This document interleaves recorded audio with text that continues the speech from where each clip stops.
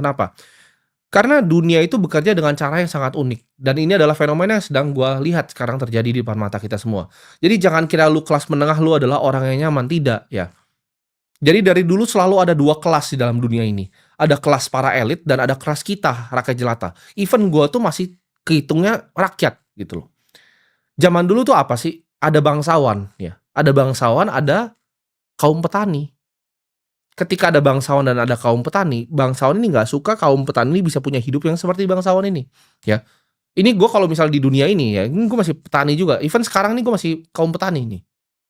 Ketika petani, tapi gue petani yang punya lumbung padi besar, gitu. Kalian tuh petani-petani yang masih nyangkul. Dan ada beberapa orang yang lumbung padinya bahkan petani lebih besar lagi. Ya, tapi mereka bukan bangsawan dan mereka nggak akan pernah bisa jadi bangsawan. Nah, apa yang terjadi? Ketika petaninya udah mulai banyak nih, yang ibaratnya nih punya lumbung padi yang besar. Bangsawan zaman dulu untuk bikin petaninya kerja, kalau nggak kerja, nggak maco lagi, lumbung padi dibakar. Dan menurut gue ini kenapa adanya siklus ekonomi, karena mereka perlu bakar lumbung padinya, ya. Jadi kalau kalian perhatiin 2008, ya kan di Amerika lumbung padi dibakarin. Jadi orang bikin duit dari financial market nih, oke, financial crash.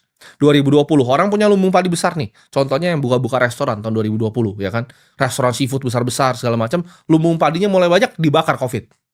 Dan menurut gue ini ketika kalian bisa lihat ya, misalnya pasar secara global, oh udah mahal harga-harganya, mereka akan bakar lagi lumbung padinya. 2030 menurut gue lumbung padinya dibakar lagi. Dan ini udah kelihatan kan, ada perang-perang seperti ini.